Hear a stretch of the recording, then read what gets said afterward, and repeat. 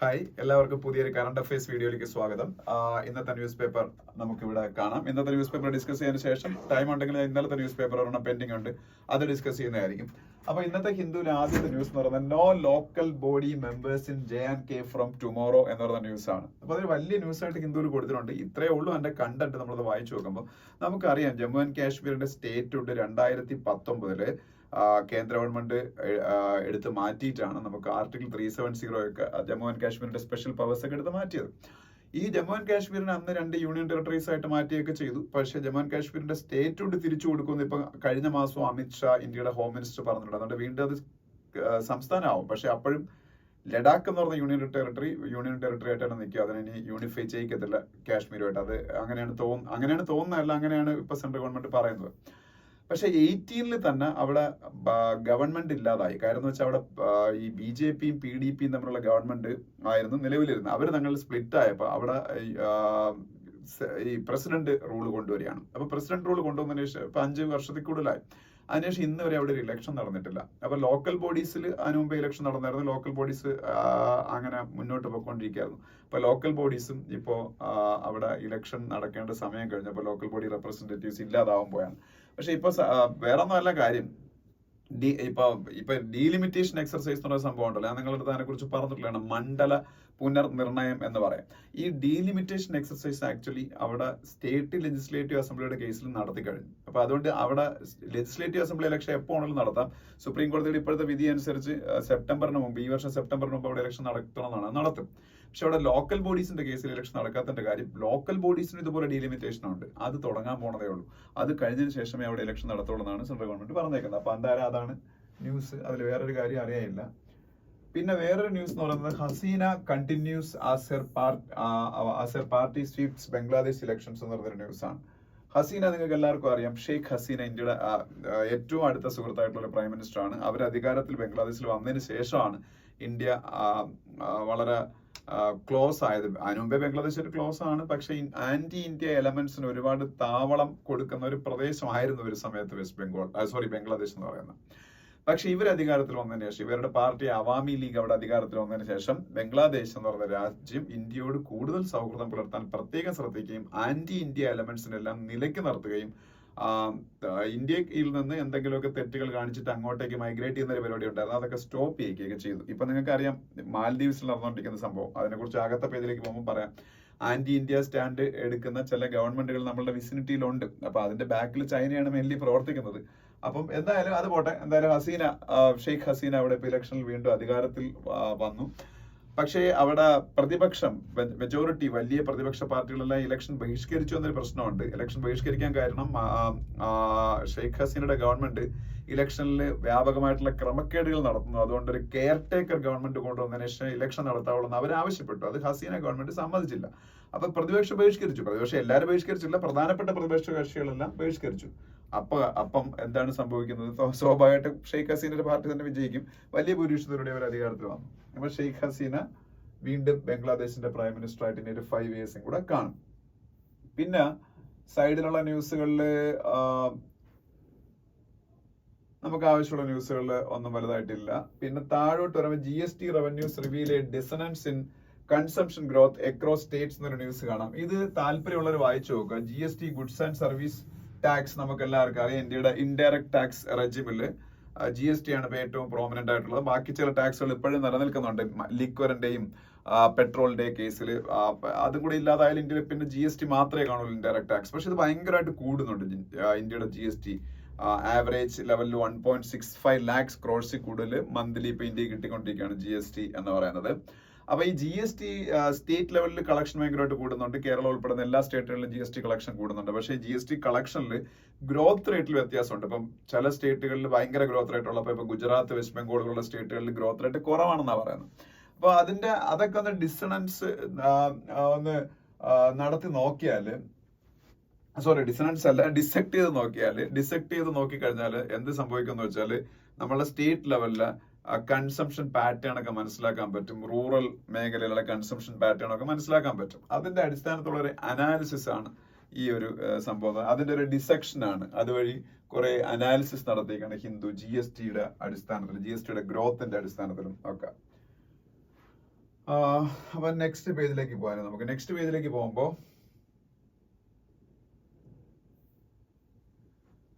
Soren got MLA to vacate ഈ seat for ₹200 crore എന്ന് പറഞ്ഞൊരു ന്യൂസ് കാണാം. ഹേമന്ത് സോറൻ ആണ്. ഹേമന്ത് സോറൻ ജാർഖണ്ഡിലെ ചീഫ് മിനിസ്റ്റർ ആണ്. He's in deep trouble. Actually ED is investigating many of his wrong doings. അപ്പോ അത് ഇന്നത്തെ ഹിന്ദുവിൽ ഒരു എഡിറ്റോറിയൽ അതിനെ കുറിച്ചാണ്. ആ പേജിലേക്ക് പോകുമ്പോൾ ഞാനത് ഡീറ്റെയിൽ ആയിട്ട് ഡിസ്കസ് ചെയ്യുന്നതായിരിക്കും. Hemant Soren is in deep trouble. There is no doubt in that. അപ്പോ ജാർഖണ്ഡിൽ ഒരു പക്ഷേ ചീഫ് മിനിസ്റ്റർ വേറെ വരാൻ സാധ്യതയുണ്ട്. പുള്ളി ജയിലിൽ പോകാനും ചാൻസ് ഉണ്ടെന്നാണ് പറയപ്പെടുന്നത്. പിന്നീട് ഈ പേജിൽ നമുക്ക് ആവശ്യമുള്ള ന്യൂസുകൾ വേണ്ട, വേറെ ന്യൂസുകൾ നമുക്ക് വേണ്ട ആവശ്യമില്ല. നമുക്ക് നെക്സ്റ്റ് പേജിലേക്ക് പോവാം. നെക്സ്റ്റ് പേജിൽ പോകുമ്പോൾ ആദ്യത്തെ പ്രധാനപ്പെട്ട ന്യൂസ് എന്ന് പറയുന്നത് മാൽദീവ്സിന്റെ പ്രസിഡന്റും ഇന്ത്യയുടെ പ്രൈം മിനിസ്റ്ററും കൂടി ഇരിക്കുന്ന ഒരു ഫോട്ടോ കാണാം. ആക്ച്വലി ഇത് കോപ്പ് സമ്മിറ്റിൽ വെച്ചെടുത്ത ഫോട്ടോ ആണ്. കോപ്പ് സമ്മിറ്റ് നിങ്ങൾക്ക് എല്ലാവർക്കും അറിയാം. ഇപ്പോ 28th COP summit, conference of the parties എന്ന് പറയുന്ന സമ്മിറ്റ് ദുബായിൽ വെച്ച് നടന്ന കാര്യമൊക്കെ നമ്മൾ ഡിസ്കസ് ചെയ്തതാണ്. അന്ന് മാൽദീവ്സിന്റെ പ്രസിഡന്റ് മുഹമ്മദ് മൊയ്സുവും, മാൽദീവ്സിന്റെ പ്രസിഡന്റ് എല്ലാവർക്കും അറിയാം, പുതിയ പ്രസിഡന്റ് ആണ് മുഹമ്മദ് മൊയ്സു.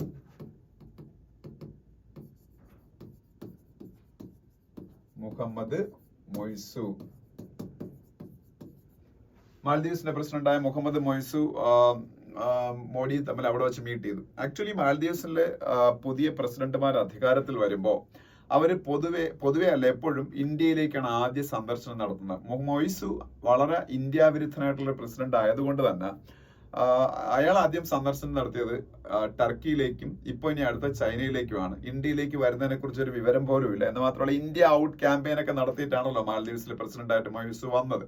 എന്തായാലും ഇപ്പൊ he's in deep trouble and his ministry is also in deep trouble. എന്താണ് കാര്യം എന്ന് ഒരുപക്ഷെ നിങ്ങൾ എല്ലാവരും ഇന്നത്തെ പത്രങ്ങളിൽ കൂടി ഇന്നലെയൊക്കെ നിങ്ങൾ അറിഞ്ഞു കാണും. കാരണം മറ്റൊന്നുമല്ല, ഈ മാൽദീവ്സ് ഓപ്പൺ ആയിട്ട് ചൈനയെ പുൽകുന്ന ഒരു പരിപാടിയിലേക്ക് പോയപ്പോ ഇന്ത്യക്ക് മാൽദീവ്സിനോട് അടുത്ത് കിടക്കുന്ന ഒരു ഇതുപോലൊരു ആർച്ചിപ്പല്ലാഗം ഉണ്ട്. ആർച്ചിപ്പല്ലാഗം എന്ന് പറഞ്ഞാൽ കളക്ഷൻ ഓഫ് ഐലൻഡ്സ്. അതിന്റെ പേര് ലക്ഷദ്വീപ് എന്നാണ്. ലക്ഷദ്വീപിന് മാൽദീവ്സിന്റെ അതേ സൗന്ദര്യമുള്ള ഒരു ദ്വീപ സമൂഹമാണ്. ഇതുപോലെ ടൂറിസത്തിനെ പ്രൊമോട്ട് ചെയ്താൽ മാൽദീവ്സിനെ ഒരുപക്ഷെ കടത്തിവെട്ടാൻ ഇന്ത്യക്ക് ലക്ഷദ്വീപ് മുഖേന കഴിയും. അപ്പൊ എന്തായാലും മോഡി അവിടെ വിസിറ്റ് ചെയ്തു ലക്ഷദ്വീപില്. അപ്പൊ അത് മാൽദീവ്സിന്റെ ടൂറിസത്തിനെ തട്ടിയെടുക്കാനുള്ള ഒരു ഇന്ത്യയുടെ മൂവായിട്ട് അവിടുത്തെ മന്ത്രിമാര് കണക്കാക്കുകയും ചില മന്ത്രിമാര് മോഡിയെയും അതുപോലെ ഇന്ത്യയും വംശീയമായി അധിക്ഷേപിക്കുന്ന സിറ്റുവേഷൻ വന്നു. അപ്പോ എന്ത് ചെയ്യുന്ന വെച്ചാൽ അവസാനം വലിയ അബദ്ധമാണ് പിണഞ്ഞെന്ന് മനസ്സിലായിട്ട് മാൽദീവ്സിലെ പ്രസിഡന്റിന് ഈ മന്ത്രിമാരെ സസ്പെൻഡ് ചെയ്യേണ്ടി വന്നു, മൂന്ന് പേരെ. ഇതാണ് ഇന്നത്തെ പത്രങ്ങളിലേക്ക് പ്രധാന ന്യൂസ്. ഇതാണ് ഇവിടത്തെയും ന്യൂസ്. അപ്പൊ എന്തായാലും മാൽദീവ്സിന്റെ ഏറ്റവും വലിയ വരുമാന മാർഗവും അവരുടെ ഏതാണ്ട് ഒരേ ഒരു വരുമാന മാർഗവും ടൂറിസമാണ്. അതിൽ ഏറ്റവും കൂടുതൽ ടൂറിസ്റ്റുകൾ വരുന്നത് ഇന്ത്യയിൽ നിന്നാണ്. ആ ടൂറിസ്റ്റുകളെ പിണക്കുന്ന ഒരു സമീപനം ആണ് ഈ മാൽദീവ്സിന്റെ ഭാഗത്തുനിന്നുണ്ടായത്. ഒരുപാട് പേര് ഇപ്പോ ബോയ്ക്കോട്ട് മാൽദീവ്സ് ക്യാമ്പയിൻ നടത്തുകയും ആയിരക്കണക്കിന് പേര് ഇപ്പോൾ ഹോട്ടൽ ബുക്കിംഗ് ഒക്കെ വേണ്ടെന്ന് വെക്കുകയൊക്കെ ചെയ്യുന്ന ഒരു സിറ്റുവേഷൻ ആണ്. എന്തായാലും ഇന്ത്യ മാൽദീവ്സ് ബന്ധം മാൽദീവ്സിന്റെ മാത്രം കയ്യിരിപ്പ് കൊണ്ട് മോശമായ കാര്യം, ഇന്ത്യ അവർക്ക് സ്വാതന്ത്ര്യം കിട്ടിയ കാലം തൊട്ട് അങ്ങേയറ്റം അവരോട് സൗഹൃദം പുലർത്തി അവർക്ക് ഏറ്റവും കൂടുതൽ അസിസ്റ്റൻസ് കൊടുക്കുന്ന രാജ്യമാണ്. ഇന്ത്യയുടെ സൈഡിൽ നിന്ന് ഒരു റോങ് ഡൂയിങ്ങും ഈ കാര്യത്തിൽ പറയാനില്ല എന്നുള്ളതാണ് യാഥാർത്ഥ്യം. അപ്പൊ അതാണ് ആ ന്യൂസ് എന്ന് പറയുന്നത്. ഓക്കെ, പിന്നീട് മറ്റൊരു ന്യൂസ് ഉള്ളത്, Rajnath leaves for a 3-day visit to UK to deepen defense ties. Rajnath ആരാണ് നമുക്ക് എല്ലാവർക്കും അറിയാം. രാജ്നാഥ് സിംഗ് ഇന്ത്യയുടെ ഡിഫൻസ് മിനിസ്റ്റർ. 22 വർഷത്തിന് ശേഷം ഇന്ത്യയുടെ ഒരു ഡിഫൻസ് മിനിസ്റ്റർ UK വിസിറ്റ് ചെയ്യാണ്. അപ്പൊ അതിൻ്റെതായ പ്രാധാന്യമുണ്ട്. അതുകൊണ്ട് തന്നെ അവിടെ അദ്ദേഹത്തിന് ഒരു സ്റ്റേറ്റ് ഓണറും ഒക്കെ കൊടുക്കുന്നുണ്ടെന്നാണ് പറയപ്പെടുന്നത്. അതുപോലെ ഒരു ഡയസ്പോര ഒരു ഈവന്റ് ഒക്കെ അവിടെ ഓർഗനൈസ് ചെയ്യുന്നുണ്ട്. ഇന്ത്യക്കും UK ഇടയിൽ ഡിഫൻസ് കോഓപ്പറേഷൻ ഭയങ്കരമായിട്ട് ഇംപ്രൂവ് ചെയ്യുന്നതിനെ കുറിച്ച് എന്തെങ്കിലുമൊക്കെ എഗ്രിമെന്റ്സ് ഒക്കെ ഉണ്ടാവാൻ സാധ്യതയുണ്ട്. അത് മാത്രമല്ല, ഇന്ത്യക്കും UK ഇടയിൽ ഒരു ഫ്രീ ട്രേഡ് എഗ്രിമെന്റ് FTA നിലവിൽ വരാൻ പോയാണ്. അതിന്റെ ഫൈനൽ മൊഡാലിറ്റീസ് ആണ് ഇപ്പോൾ ചെയ്തുകൊണ്ടിരിക്കുന്നത്. അപ്പം അതിനെ കുറിച്ചൊക്കെ ഡിസ്കഷൻസ് ഇവിടെ ഉയർന്നു വരാൻ സാധ്യതയുണ്ട്. എന്തായാലും ഇന്ത്യയുടെ defence minister after 22 years, Vajpayee prime minister ആയിരിക്കുന്ന സമയത്ത് ജോർജ് ഫെർണാണ്ടസ് എന്ന് പറഞ്ഞ ഡിഫൻസ് മിനിസ്റ്റർ ഇന്ത്യക്ക് ഉണ്ടായിരുന്നു. അദ്ദേഹമാണ് അവസാനം UK വിസിറ്റ് ചെയ്ത ഇന്ത്യൻ ഡിഫൻസ് മിനിസ്റ്റർ എന്ന് പറഞ്ഞത്. അതിനുശേഷം രാജ്നാഥ് സിംഗ് ആണ് ഇപ്പൊ അവിടെ വിസിറ്റ് ചെയ്യുന്നത്. അദ്ദേഹത്തിന് ഗാർഡ് ഓഫ് ഓണർ ഒക്കെ കൊടുക്കാൻ അവിടെ തീരുമാനിച്ചിട്ടുണ്ട്. പിന്നെ അവിടെ മറ്റൊരു news, SC to deliver verdict in Bilkis Bano case today. ഒരുപാട് ആൾക്കാർ വളരെ പ്രതീക്ഷയോട് കൂടി നോക്കിക്കൊണ്ടിരിക്കുന്ന സുപ്രീം കോടതി ഒരു വിധിയാണ് ബിൽക്കിസ് ബാനു കേസ്. ബിൽക്കിസ് ബാനു എന്ന് പറയുന്നത് ഗുജറാത്ത് റയറ്റിന്റെ സമയത്ത് ബലാത്സംഗം ചെയ്യപ്പെട്ട ഒരു യുവതിയാണ്. അവരുടെ ബന്ധുക്കൾ കുറെ പേര് കൊല്ലപ്പെടുകയും ചെയ്തു. അപ്പൊ ഇവരുടെ ബലാത്സംഗം റേപ്പ് നടത്തിയ ആൾക്കാർ ജയിലിലായിരുന്നു. അപ്പൊ ലൈഫ് ഇംപ്രിസൺമെന്റ് ആയിരുന്നു. പക്ഷെ ഈ ഇടയ്ക്ക് ഈ നല്ല നടപ്പ് എന്ന് പറഞ്ഞൊരു പരിപാടിയാണല്ലോ, ഈ ഇടയ്ക്ക് ഇന്ത്യയുടെ സ്വാതന്ത്ര്യത്തിന്റെ 75th ആനിവേഴ്സറി പ്രമാണിച്ച് ഒരുപാട് ജയിൽ പുള്ളികളെ പുറത്തു വിട്ടു. അപ്പൊ ഇവരെയും പുറത്തു വിട്ടു. പക്ഷെ റേപ്പ് പോലുള്ള വളരെ ക്രൂരമായ നടപടികൾ ചെയ്യുന്ന ആൾക്കാർക്ക് അത്തരത്തിലുള്ള ഈ ശിക്ഷ ഇളവിന് ഉള്ള റൈറ്റ് ഇല്ലെന്നാണ് പറയപ്പെടുന്നത്. എന്തായാലും അത് തെറ്റാണെന്ന് പറഞ്ഞ് വീണ്ടും ബിൽക്കിസ് ബാനു സുപ്രീം കോടതിയെ സമീപിച്ചു. അതിന്റെ വിധി ഇന്ന് വരും. അതാണ് മറ്റൊരു ന്യൂസ് എന്ന് പറയുന്നത്.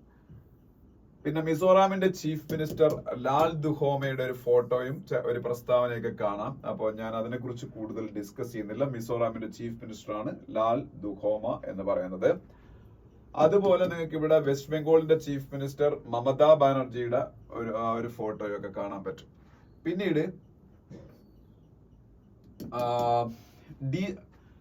DGPമാരുടെയും IG-മാരുടെയും ഒരു കോൺഫറൻസ് എല്ലാ വർഷവും ഇന്ത്യയിൽ നടക്കാറുണ്ട്. ഇന്ത്യയിലെ 58th all India conference of directors general and inspector general of police ഇപ്പൊ നടന്നു. അതിനെ ഇന്നലെ അഡ്രസ് ചെയ്ത് ഇന്ത്യൻ പ്രൈം മിനിസ്റ്റർ നരേന്ദ്രമോദി സംസാരിച്ചു. അത് നടന്നത് ജയ്പൂരിൽ വെച്ചാണ്. രാജസ്ഥാന്റെ ക്യാപിറ്റലായ ജയ്പൂരിൽ വെച്ചാണ്. ഞാൻ കഴിഞ്ഞ ക്ലാസ്സിൽ അതിനെ കുറിച്ച് പറഞ്ഞതാണ്. പിന്നീട് ഇവിടെ താഴോട്ട് വരുമ്പോൾ 2 crucial judgments saw Supreme Court take government at its word on setting things right. അത് 2 സുപ്രീം കോടതി വിധികളെ കുറിച്ചാണ്. ഒന്നെന്ന് പറയുന്നത് ആർട്ടിക്കിൾ 370 ആയിട്ട് ബന്ധപ്പെട്ട് ഇപ്പൊ ആർട്ടിക്കിൾ 370 ജമ്മു ആൻഡ് കാശ്മീരിൽ നിന്ന് റിമൂവ് ചെയ്ത് അതിനുള്ള റൈറ്റ് പ്രസിഡന്റ് ഓഫ് ഇന്ത്യക്ക് ഉണ്ടെന്ന് സുപ്രീം കോടതിയുടെ ഒരു വിധി വന്നല്ലോ. അതുപോലെ അദാനി ഹിൻഡൻബർഗ് വിഷയത്തിലും SEBI securities and exchange board of India എടുത്ത നിലപാടുകൾ, അവർ ചെയ്തുകൊണ്ടിരിക്കുന്ന ഇൻവെസ്റ്റിഗേഷൻ എല്ലാം കറക്റ്റ് ആണെന്നൊരു സമീപനമൊക്കെയാണ് സുപ്രീം കോടതിയുടെ ഭാഗത്ത് നിന്നുണ്ടായത്. അതുമായിട്ട് ബന്ധപ്പെട്ട ഒരു ന്യൂസ് അനാലിസിസ് ആണ് ഈ ഒരു ന്യൂസ് എന്ന് പറയുന്നത്. SEBI securities and exchange board of India അതിന്റെ ഹെഡ്ക്വാർട്ടേഴ്സ് മുംബൈ ആണ്. അതിന്റെ ചെയർപേഴ്സൺ മാധബി പുരി ബുച്ച് ആണ്, അല്ലെ? മാധബി പുരി ബുച്ച് സെബിയുടെ ചെയർപേഴ്സൺ ആവുന്ന ആദ്യത്തെ വുമൻ ആണ് അവര്. അത് അറിഞ്ഞിരിക്കുക. പിന്നീട് ഇവിടെ തന്നെ നമ്മളുടെ സോളിസിറ്റർ ജനറൽ ഓഫ് ഇന്ത്യയുടെ പേരായി കാണാം. ഇന്ത്യയുടെ സോളിസിറ്റർ ജനറൽ ആരാണ്? തുഷാർ മേത്തയാണ്. സോളിസിറ്റർ ജനറൽ ഓഫ് ഇന്ത്യ, ഇന്ത്യയുടെ 2nd highest law officer after attorney general of India. Attorney general of India വെങ്കിട്ടരമണിയാണ്. Venkataramani. Solicitor general of India Tushar Mehta. Okay, അപ്പൊ അതൊക്കെയാണ് അവിടെ ഉള്ളത്. അതിനടുത്ത പേജിലേക്ക് പോകുമ്പോ ഈ പേജ് ഫുൾ പൊളിറ്റിക്കൽ ന്യൂസുകളാണ്. ഓരോരോ പാർട്ടികളൊക്കെ സീറ്റ് ഷെയറിംഗ് ടോക്സ് സ്റ്റാർട്ട് ചെയ്തു. അതായത് ഇപ്പൊ ഇലക്ഷൻ ഇനിയിപ്പോ നമ്മളെ 2 മാസം പോലും തികച്ചില്ല. ഇപ്പൊ ജാനുവരി ഇന്നിപ്പോ 8th ആയി. ഏപ്രിൽ ഒരു ഫസ്റ്റ് വീക്കിൽ തന്നെ കേരളം ഒക്കെ വോട്ട് ചെയ്യാൻ പോകും. മിക്കവാറും ഒരു 60 ദിവസത്തിൽ താഴെ ഉള്ളൂ നമുക്ക് ഇനി വോട്ട് ചെയ്യാൻ. അപ്പൊ എല്ലാ പാർട്ടികളും ഇലക്ഷൻ മോഡിലേക്ക് മാറിക്കഴിഞ്ഞു. അതുമായിട്ട് ബന്ധപ്പെട്ട ന്യൂസുകളാണ്, നമുക്ക് വലിയ ആവശ്യമുള്ള അല്ല. പിന്നെ തമിഴ്നാട്ടിൽ ഒരു ഗ്ലോബൽ ഇൻവെസ്റ്റേഴ്സ് മീറ്റിംഗ് നടക്കാൻ പോകുന്നു. അതുമായിട്ട് ബന്ധപ്പെട്ട ഒരു ന്യൂസ് കാണാം. അതിൽ നിങ്ങൾക്ക് പീയൂഷ് ഗോയൽ, ഇന്ത്യയുടെ കൊമേഴ്സ് ആൻഡ് ഇൻഡസ്ട്രീസ് മിനിസ്റ്റർ, പങ്കെടുക്കുന്നതും ഒപ്പം തമിഴ്നാടിന്റെ ചീഫ് മിനിസ്റ്റർ MK സ്റ്റാലിൻ പങ്കെടുക്കുന്ന ഫോട്ടോ നിങ്ങൾക്ക് അവിടെ കാണാം. ഓക്കെ, അപ്പം അതാണ്. ഇനി അതിനടുത്ത പേജിലേക്ക് പോകുമ്പോ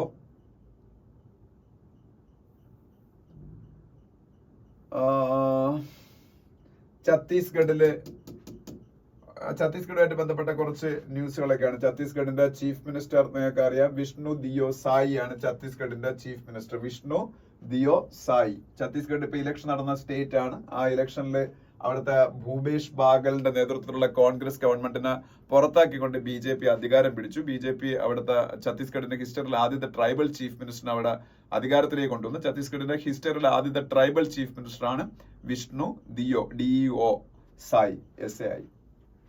പിന്നെ ഹജ്ജുമായിട്ട് ബന്ധപ്പെട്ട ന്യൂസ് കാണാം. ഹജ്ജിന് ഓരോ രാജ്യങ്ങൾക്ക് കോട്ടയുണ്ട്. ഇന്ത്യയുടെ ഹജ്ജ് കോട്ട 1.75 lakhs പിൽഗ്രിംസ് ആയിട്ട് ഉയർത്തി. അതായത് 1.75 lakhs ആൾക്കാർക്ക് ഇപ്രാവശ്യത്തെ ഹജ്ജിന് സൗദി വിസിറ്റ് ചെയ്യാം, മക്ക വിസിറ്റ് ചെയ്യാം. അതിനെ കുറിച്ചൊരു ന്യൂസ് ആണ്. ഇന്ത്യയുടെ മൈനോറിറ്റി അഫയേഴ്സ് മിനിസ്റ്റർ ആണ്. അതുമായിട്ട് ബന്ധപ്പെട്ട് ടോക്സ് ഒക്കെ നടത്തുന്ന സൗദിയായിട്ട്. ഇന്ത്യയുടെ മൈനോറിറ്റി അഫയേഴ്സ് മിനിസ്റ്റർ ആണെന്ന് നിങ്ങൾക്ക് എല്ലാവർക്കും അറിയായിരിക്കും. അത് സ്മൃതി ഇറാനിയാണ്. Smriti Irani is also from a minority religion India. എപ്പോഴും മൈനോറിറ്റി മിനിസ്റ്റർ ആവുന്ന എപ്പോഴും ഒരു മൈനോറിറ്റി കമ്മ്യൂണിറ്റി എന്നുള്ള ഒരാളായിരിക്കും. സ്മൃതി ഇറാനി എന്ന് പറയുന്നൊരു പാഴ്സിയാണ്. അപ്പൊ സ്മൃതി ഇറാനിയാണ് ഇന്ത്യയുടെ മൈനോറിറ്റി അഫയേഴ്സ് മിനിസ്റ്റർ എന്ന് പറയുന്നത്. ഓക്കെ, പിന്നെ ഇവിടെ നിങ്ങൾക്ക് വേറൊരു ന്യൂസ് കാണാം. In A first IAF C-130 with Garud commandos makes night landing at Kargil എന്നൊരു ന്യൂസ് കാണാം. അത് വേറൊന്നും അല്ല, കാർഗിൽ എന്ന് പറയുന്നത് ലോകത്തിലെ തന്നെ ഏറ്റവും ഉയരത്തിലുള്ള ഒരു വാർ പോയിന്റ് ആണ്. അപ്പോൾ പാകിസ്ഥാൻ അതിർത്തിയിലാണ്. അപ്പൊ അവിടെ നൈറ്റ് ലാൻഡിംഗ് ഫെസിലിറ്റി അല്ലെങ്കിൽ നൈറ്റ് ലാൻഡിങ്ങിന് ഉള്ള ഫെസിലിറ്റീസ് അവിടെ അവൈലബിൾ അല്ലായിരുന്നു. അപ്പം അത് ഭയങ്കര സ്ട്രാറ്റജിക് ആണ്. നമ്മളുടെ ആർമിക്കും ഒക്കെ പലപ്പോഴും അവിടെ എന്തെങ്കിലും പാകിസ്ഥാനായിട്ട് പ്രോബ്ലംസ് ഒക്കെ ഉണ്ടായാൽ നമ്മളുടെ പട്ടാളത്തിനെയൊക്കെ രാവിലെ ആവുന്നവർ ചിലപ്പോൾ വെയിറ്റ് ചെയ്യാൻ പറ്റത്തില്ല, അവിടെ കൊണ്ടെത്തിക്കണ്ടേ. അപ്പം അതിനു വേണ്ടിയിട്ട് നമുക്ക് നൈറ്റ് ലാൻഡിംഗ് നമ്മൾ IAFന്റെ ഒരു ട്രാൻസ്പോർട്ട് എയർക്രാഫ്റ്റ് ആണ്, ഫൈറ്റർ എയർക്രാഫ്റ്റ് അല്ല, ട്രാൻസ്പോർട്ട് എയർക്രാഫ്റ്റ് ആണ് IAF C-130 എന്ന് പറയുന്നത്. അതിന് for the first time night landing നടത്തി കാർഗിൽ. അതിനെ കുറിച്ചൊരു ന്യൂസ് ആണ്. ഓക്കെ, അത്രയൊക്കെയാണ് ആ പേജിലുള്ളത്. അതിനടുത്ത പേജിൽ പോകുമ്പോൾ 2 എഡിറ്റോറിയൽസ് ഉണ്ട്. ഈ എഡിറ്റോറിയൽസിൽ ഫസ്റ്റ് എഡിറ്റോറിയൽ എന്ന് പറയുന്നത് ഇന്ത്യയുടെ ISROയുടെ ആദിത്യ L1 മിഷൻ സണ്ണിനടുത്തുള്ള L1 പോയിന്റിൽ, സണ്ണിനടുത്തൊന്നും അല്ല, L1 പോയിന്റ് ഒരുപാട് ദൂരെയാണ്. ആക്ച്വലി സണ്ണുമായിട്ടുള്ള ഡിസ്റ്റൻസിന്റെ ഏതാണ്ട് 1% ആവുള്ളൂ L1 പോയിന്റിലേക്കുള്ള ദൂരം എന്നാ പറയുന്നത്. ഏതാണ്ട് 15 ലക്ഷം കിലോമീറ്റേഴ്സ് അകലെയാണ് L1 പോയിന്റ്. അവിടെ വളരെ സക്സസ്ഫുള്ളി നമുക്ക് എത്തിക്കാൻ പറ്റി. പക്ഷെ ഉള്ളൊരു ഗുണം എന്ന് പറയുന്നത് L1, L2, L3, L4, L5 അങ്ങനെ ലഗ്രാഞ്ച് പോയിന്റുകളിൽ നിന്നാല് സണ്ണിന് മറ്റ് തടസ്സങ്ങളൊന്നും ഇല്ലാതെ ഒബ്സർവ് ചെയ്യാൻ പറ്റും. അപ്പൊ അതുകൊണ്ട് ഇന്ത്യയുടെ നമ്മളെ എർത്തിനോട് ഏറ്റവും അടുത്ത് കിടക്കുന്ന ലഗ്രാഞ്ച് പോയിന്റ് L1 ആണ്. അതുകൊണ്ട് നമ്മൾ അവിടെ എത്തി. നമ്മൾ അവിടെ നിന്നുകൊണ്ട് നമുക്ക് നമ്മളുടെ അതിലുള്ള ഇൻസ്ട്രുമെന്റൽ ആയിട്ടുള്ള കുറെ സംഭവങ്ങളുണ്ടല്ലോ, അതിന്റെ എക്സ്പെരിമെന്റൽ ആയിട്ടുള്ള കുറെ ഇൻസ്ട്രുമെന്റ്സ് ഉണ്ടല്ലോ, അവർക്ക് അവിടെ നിന്ന് സണ്ണിനെ ഒബ്സർവ് ചെയ്യാൻ ഇനി എളുപ്പമാണ്. ആദ്യം നമുക്ക് ഒരുപാട് കാര്യങ്ങൾ സ്റ്റഡി ചെയ്യാൻ പറ്റും എന്നാണ് നമ്മളുടെ വിശ്വാസം. അതില് ഏതൊക്കെയാണ് നമ്മളുടെ ആദിത്യ L1 എന്ന് പറയുന്ന നമ്മളുടെ മിഷന്റെ അകത്ത് ഉള്ള ഇൻസ്ട്രുമെന്റ്സ് എന്നൊക്കെ പറയുന്നുണ്ട്. VELC എന്ന് പറയുന്ന ഒരു സംഗതിയുണ്ട്, SUIT, ഹീലിയോസ്, അങ്ങനെ പാപ്പ, അങ്ങനെ കുറെ സംഗതികളുണ്ട് നമുക്ക് അതിന്റെ അകത്ത് ഇൻസ്ട്രുമെന്റ്സ് ആയിട്ട്. അപ്പൊ അതിനെ കുറിച്ചൊക്കെയാണ് പറയുന്നത്. പിന്നെ ഇന്ത്യയുടെ സോളാർ മിഷൻ സ്റ്റാർട്ട് ചെയ്തത് 1901 കൊടൈക്കനാലിൽ സോളാർ ഒബ്സർവേറ്ററി സ്ഥാപിച്ചുകൊണ്ടാണെന്ന്. അതിനുശേഷം ഇന്ത്യ ഇപ്പൊ ഏറ്റവും ലാസ്റ്റില് ഇപ്പൊ ഒരു എക്സ്റേ പൊളാരിമെട്രി സാറ്റലൈറ്റ് ഒക്കെ ഇപ്പൊ എക്സ്പോസാറ്റിനെ ലോഞ്ച് ചെയ്ത്. ഇപ്പൊ എക്സ്പോസാറ്റ് എന്ന് പറയുന്ന സംഭവം ഇപ്പൊ കഴിഞ്ഞ ജാനുവരിയിൽ നമ്മൾ തുടക്കത്തിൽ തന്നെ ലോഞ്ച് ചെയ്താണ് എക്സ്പോസാറ്റ്. അത് എക്സ്റേ മിഷൻസിനെ കുറിച്ചൊക്കെ സ്റ്റഡി ചെയ്യാൻ വേണ്ടിയിട്ടുള്ളതാണ്. അപ്പൊ ഇതെല്ലാം നമ്മളുടെ സണ്ണിനെ സ്റ്റഡി ചെയ്യുന്നതായിട്ട് ബന്ധപ്പെട്ട ISROയുടെ മിഷൻസ് ആണ്. പക്ഷെ സ്റ്റിൽ നമ്മള് നാസയുമായിട്ട് കമ്പയർ ചെയ്യുമ്പോഴത്തേക്ക് ഇനിയും ഒരുപാട് ദൂരം മുന്നോട്ട് പോകാനുണ്ട്. അപ്പൊ അതിനെ കുറിച്ചുള്ള കാര്യങ്ങളാണ് ഈ എഡിറ്റോറിയൽ പറയുന്നത്. അതാണ് ഈ ഫസ്റ്റ് എഡിറ്റോറിയലിന്റെ ഒരു സിനോപ്സിസ് എന്ന് പറയുന്നത്. ഇനി സെക്കൻഡ് എഡിറ്റോറിയൽ ഞാൻ നേരത്തെ പറഞ്ഞ കാര്യം തന്നെയാണ് തുടക്കത്തിൽ. ടെർമോയിൽ ഇൻ ജാർഖണ്ഡ് എന്ന് പറഞ്ഞ എഡിറ്റോറിയലാണ്. ടെർമോയിൽ ഇൻ ജാർഖണ്ഡ് എന്ന് പറഞ്ഞ എഡിറ്റോറിയൽ, ജാർഖണ്ഡിനെ കുറിച്ച് ഞാൻ പറഞ്ഞു. ജാർഖണ്ഡിലെ ചീഫ് മിനിസ്റ്റർ ഹേമന്ത് സോറൻ ആണ് ജാർഖണ്ഡിലെ ചീഫ് മിനിസ്റ്റർ. ഒരു ട്രൈബൽ കമ്മ്യൂണിറ്റി എന്നുള്ള ഒരു ലീഡറാണ്. ഒപ്പം തന്നെ JMM എന്ന് പറഞ്ഞ പാർട്ടിയുടെ ലീഡറാണ്, JMM, ജാർഖണ്ഡ് മുക്തി മോർച്ച. പക്ഷേ പുള്ളി അത്യാവശ്യം നല്ല കറപ്റ്റ് ആണ്. ഇതിപ്പോ ED പലപ്പോഴും അന്വേഷണങ്ങൾ നടത്തുന്ന ഒപ്പോസിഷൻ പാർട്ടി ലീഡേഴ്സിനെ കുറിച്ച് മാത്രമാണെന്നൊരു അലിഗേഷൻ ഉണ്ട്. അത് ഒരു പരിധിവരെ ശരിയുമായിരിക്കാം. പക്ഷേ അങ്ങനെ അലിഗേഷൻ ഉണ്ടെന്ന് കരുതിയിട്ട് ഈ എല്ലാ ED നടത്തുന്ന അന്വേഷണങ്ങളും ജസ്റ്റ് വിച്ച് ഹണ്ട് എന്ന് പറഞ്ഞ് നമുക്ക് എഴുതി തള്ളാൻ പറ്റൂല. കാര്യം ഇയാൾക്കെതിരെ ഒരുപാട് തെളിവുകളുണ്ട്. പുള്ളി മൈനിങ് മിനിസ്റ്റർ ആയിട്ടിരുന്നോണ്ട് സ്വന്തമായിട്ട് മൈൻ എഴുതിയെടുത്ത ആളാണ്. അതിൽ കൂടുതൽ വേറെ ഒന്നുമില്ലല്ലോ. മൈൻ മിനിസ്റ്റർ ആയിട്ടിരിക്കുന്നു. ഒപ്പം പുള്ളിയുടെ പേരിൽ, പുള്ളിയുടെ കമ്പനിയിൽ, അതുപോലെ പുള്ളിയുടെ വൈഫിന്, പുള്ളിയുടെ സിസ്റ്ററിൻ ലോക്ക് ഇവർക്കൊക്കെ മൈൻ ലൈസൻസുകൾ കൊടുക്കുകയും ഒക്കെ ചെയ്തു.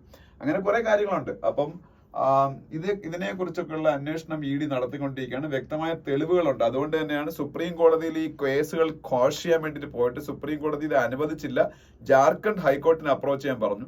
ജാർഖണ്ഡ് ഹൈക്കോർട്ട് ഈ കേസുമായിട്ട് മുന്നോട്ട് പോകാനുള്ള അധികാരം EDക്കും CBIക്കും കൊടുത്തു. അപ്പൊ എന്തായാലും ഇമ്മിനന്റ് ആയിട്ടുള്ള ഒരു അറസ്റ്റ് ഈ ജാർഖണ്ഡ് ചീഫ് മിനിസ്റ്റർ പ്രതീക്ഷിക്കുന്നുണ്ട്. ചിലപ്പം അകത്ത് പോകാനും ചാൻസ് ഉണ്ട്. അങ്ങനെയാണെന്നുണ്ടെങ്കിൽ പുള്ളിക്ക് പിന്നെ ചീഫ് മിനിസ്റ്റർ പൊസിഷനിൽ ഇരിക്കുക എന്ന് പറഞ്ഞാൽ അൺടെനേബിൾ ആയിരിക്കും. അപ്പൊ അതുകൊണ്ട് വൈഫിനെ മത്സരിപ്പിച്ച് ജയിപ്പിച്ചിട്ട് അവിടുത്തെ ചീഫ് മിനിസ്റ്റർ ആക്കാനുള്ള ഒരു പ്ലാൻ ഉണ്ടെന്ന് പറയപ്പെടുന്നു. ഇതിന്റെയൊക്കെ അടിസ്ഥാനത്തിലാണ് ഇന്നത്തെ ഹിന്ദുവിൽ ഇതിനെ കുറിച്ചുള്ള എഡിറ്റോറിയൽ വന്നിരിക്കുന്നത്. പക്ക പൊളിറ്റിക്കൽ ആയിട്ടുള്ള ഒരു എഡിറ്റോറിയലാണ്. അതുകൊണ്ട് നമുക്ക് വളരെ വലിയ ആവശ്യമൊന്നും ഇല്ല അതിനെ കുറിച്ച്. ഓക്കെ, പറഞ്ഞതേ ഉള്ളൂ.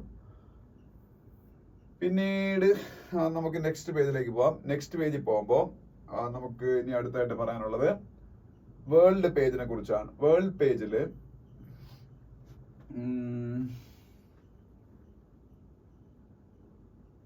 എല്ലാ ദിവസത്തെയും പോലെ ഇസ്രായേലും ഹമാസ് തമ്മിലുള്ള വാർ, അതിനെ കുറിച്ചുള്ള ന്യൂസുകൾ കാണാം.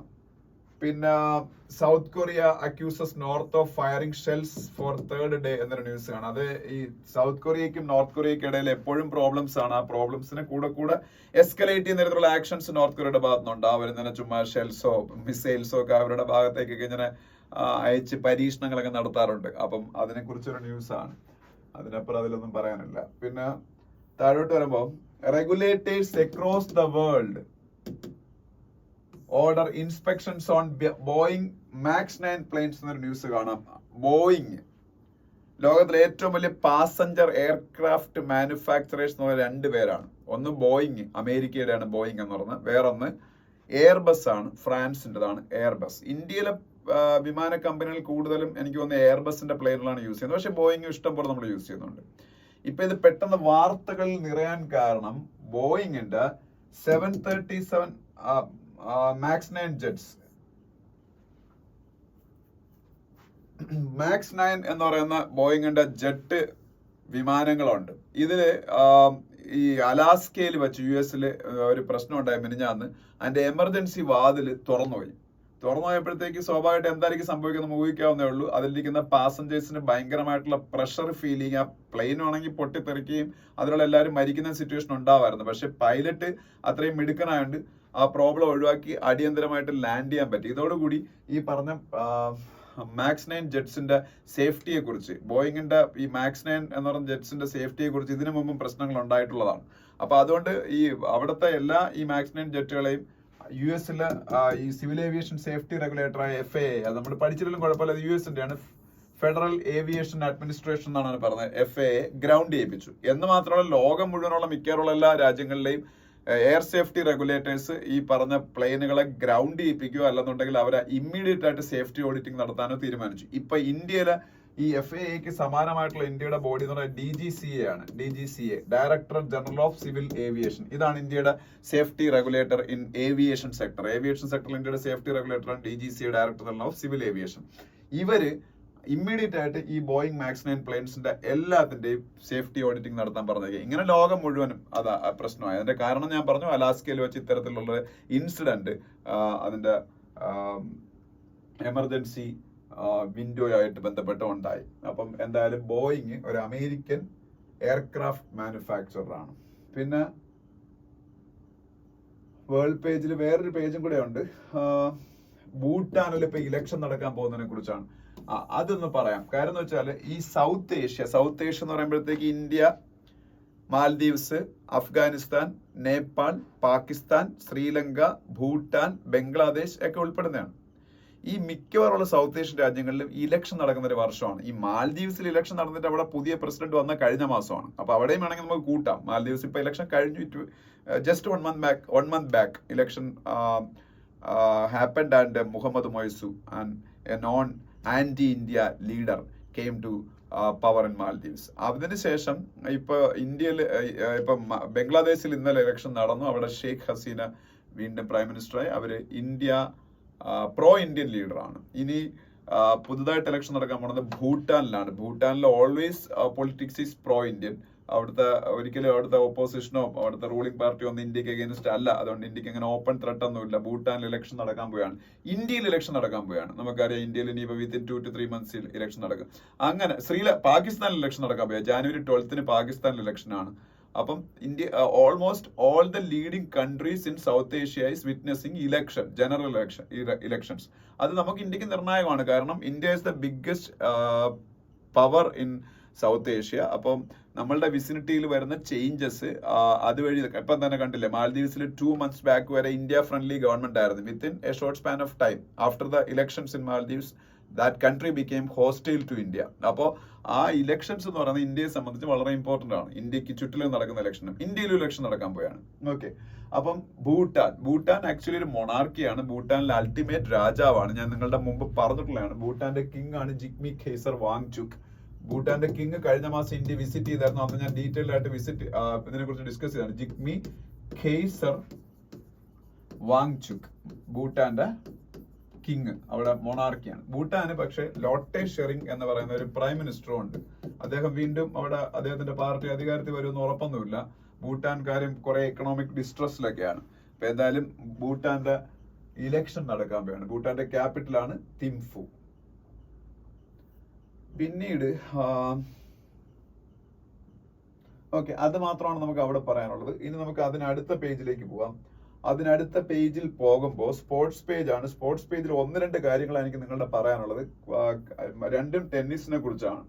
ടെന്നീസിൽ പുതുതായിട്ട് ഇപ്പം ഈയിടെ കഴിഞ്ഞ വർഷം തൊട്ട് തുടങ്ങിയ ഒരു കപ്പാണ് യുണൈറ്റഡ് കപ്പ് എന്നറിയപ്പെടുന്നത്. ടെന്നീസിലെ ഒരു പ്രധാനപ്പെട്ട കപ്പാണ് united cup. And its importance it is a team championship, mixed team championship. Both men and women can participate in the tournament, and ഈ players are representing their country. അത് മറ്റു ടെന്നീസ് ടൂർണമെന്റുകൾ എടുക്കുമ്പോഴത്തേക്ക് players are representing themselves. If Novak ഡോക്കോവിച്ച് is participating in Wimbledon, he is not representing Serbia, he is representing himself. അതാണ് സാധാരണ tennis ടൂർണമെന്റുകൾ. പക്ഷേ യുണൈറ്റഡ് കപ്പിൽ ഇപ്പൊ ഇഫ് നൊവാക് ഡോക്കോവിച്ച് is representing participating in united cup, then he will be representing Serbia, not himself. മനസ്സിലായോ? അതാണ് ഇതിന്റെ പ്രത്യേകത. അപ്പൊ അതാണ് ടീം ചാമ്പ്യൻഷിപ്പ് എന്ന് പറയുന്നത്. അപ്പൊ യുണൈറ്റഡ് കപ്പ് എന്ന് പറയുന്ന മിക്സ്ഡ് ടീം ടെന്നീസ് ചാമ്പ്യൻഷിപ്പ് സാധാരണ ഓസ്ട്രേലിയയിൽ വെച്ചാണ് നടക്കുന്നത്. ഈ വർഷം ഓസ്ട്രേലിയയിൽ വെച്ച് നടന്നു. കഴിഞ്ഞ വർഷം തൊട്ട് അത് സ്റ്റാർട്ട് ചെയ്തത്. ഇത് ചാമ്പ്യന്മാരായത് ജർമ്മനിയാണ്. അപ്പൊ അതൊന്ന് പഠിച്ചു വെച്ചേക്കണം. യുണൈറ്റഡ് കപ്പ് ചാമ്പ്യന്മാർ ജർമ്മനി. ഡിഫീറ്റഡ് പോളണ്ട് എന്ന് പറഞ്ഞ മറ്റൊരു യൂറോപ്യൻ രാജ്യത്തെ ബീറ്റ് ചെയ്ത് ഈ mixed team tennis championship Germany win ചെയ്തു. അതുപോലെ അറിഞ്ഞിരിക്കേണ്ട മറ്റൊരു കാര്യം, ടെന്നീസിലെ പ്രധാനപ്പെട്ട 4 ടൂർണമെന്റുകളെ ഗ്രാൻഡ് സ്ലാംസ് എന്നാണ് അറിയപ്പെടുന്നത്. Grand slams. ഒരു ടെന്നീസ് സീസൺ സ്റ്റാർട്ട് ചെയ്യുന്നത് ഓസ്ട്രേലിയൻ ഓപ്പൺ എന്ന് പറഞ്ഞ ഗ്രാൻഡ് സ്ലാം ടെന്നീസ് ടൂർണമെന്റോട് കൂടിയാണ്. അപ്പൊ ഈ മാസം ഓസ്ട്രേലിയൻ ഓപ്പൺ സ്റ്റാർട്ട് ചെയ്യും. അത് കഴിഞ്ഞ് ഫ്രഞ്ച് ഓപ്പൺ നടക്കും. അത് കഴിഞ്ഞ് വിംബിൾഡൺ നടക്കും. ലാസ്റ്റിൽ US ഓപ്പൺ നടക്കും. ഈ 4 ഗ്രാൻഡ് സ്ലാം ടെന്നീസ് ടൂർണമെന്റുകളാണ് ഒരു സമയത്ത് വേൾഡിലുള്ളത്. അപ്പൊ ലോകത്തിലെ പ്രധാനപ്പെട്ട ഒരു പ്ലെയറായ റാഫേൽ നദാൽ പരിക്ക് പറ്റിയത് പിന്മാറി, ഇഞ്ചുറി ആയിട്ട്. അപ്പം അതല്ല അറിയേണ്ടത്, ഗ്രാൻഡ് സ്ലാം ടൂർണമെന്റുകളുടെ സീസൺ സ്റ്റാർട്ട് ചെയ്യുന്നത് ഓസ്ട്രേലിയൻ ഓപ്പണോട് കൂടിയാണ്. അതിന് മുന്നോടിയായിട്ടാണ് യുണൈറ്റഡ് കപ്പ് ഇപ്പൊ അവിടെ നടന്നത്. ഓക്കെ, ഇനി നെക്സ്റ്റ് പേജിലേക്ക് പോകുമ്പോൾ രഞ്ജി ട്രോഫിയെ കുറിച്ചൊരു ന്യൂസ് ഉണ്ട്. രഞ്ജി ട്രോഫി എന്ന് പറയുന്നത് ടെസ്റ്റ് ക്രിക്കറ്റിന്റെ ഫോർമാറ്റിൽ നടക്കുന്ന ഇന്ത്യയിലെ ഡൊമസ്റ്റിക് ക്രിക്കറ്റ് ചാമ്പ്യൻഷിപ്പ് ആണ് രഞ്ജി ട്രോഫി. ടെസ്റ്റ് ക്രിക്കറ്റിന്റെ ഫോർമാറ്റിലാണ് നടക്കുന്നത്. പിന്നീട് പിന്നെ ഫുട്ബോള് ഈ സിരിയയുടെ ഒരു ന്യൂസ് ഉണ്ട്. സിരിയ എന്ന് പറഞ്ഞ ഇറ്റാലിയൻ ഫുട്ബോൾ ലീഗിനാണ് സിരിയ എന്ന പേരിൽ അറിയപ്പെടുന്നത്. Italian football league. അതിനെ കുറിച്ചുള്ള ന്യൂസുകളുണ്ട്. അതൊക്കെയാണ് അതിൽ സ്പോർട്സിൽ പറയാനുള്ളത്. അല്ലാതെ വളരെ ഡീറ്റെയിൽഡ് ആയിട്ട് മറ്റു കാര്യങ്ങളൊന്നും സ്പോർട്സിൽ നമുക്ക് ഡിസ്കസ് ചെയ്യാനില്ല. ഇത്ര ആയപ്പോഴത്തേക്ക് നമ്മളുടെ ആ ന്യൂസ് പേപ്പർ, അതായത് ഇന്നലത്തെ ന്യൂസ് പേപ്പർ കഴിഞ്ഞു. ഇനി നമുക്ക് ഇന്നത്തെ ന്യൂസ് പേപ്പർ കഴിഞ്ഞു. ഇനി നമുക്ക് ഇന്നലത്തെ ന്യൂസ് പേപ്പർ നോക്കാം. ഓക്കെ, ഇന്നത്തെ ന്യൂസ് പേപ്പർ കഴിഞ്ഞതിന് ശേഷം നമ്മൾ ഇന്നലത്തെ ന്യൂസ് പേപ്പറിലേക്ക് പോവുകയാണ്. ഇന്നലത്തെ ന്യൂസ് പേപ്പർ എന്ന് പറയുമ്പോൾ സൺഡേയിലെ ന്യൂസ് പേപ്പറാണ്. അപ്പൊ സൺഡേയിലെ ന്യൂസ് പേപ്പറിലെ ആദ്യത്തെ ന്യൂസിലേക്ക് നമുക്ക് പോകാം. സൺഡേയിലെ ന്യൂസ് പേപ്പറിലെ ആദ്യത്തെ ന്യൂസ് എന്ന് പറഞ്ഞാൽ സ്വാഭാവികമായിട്ട്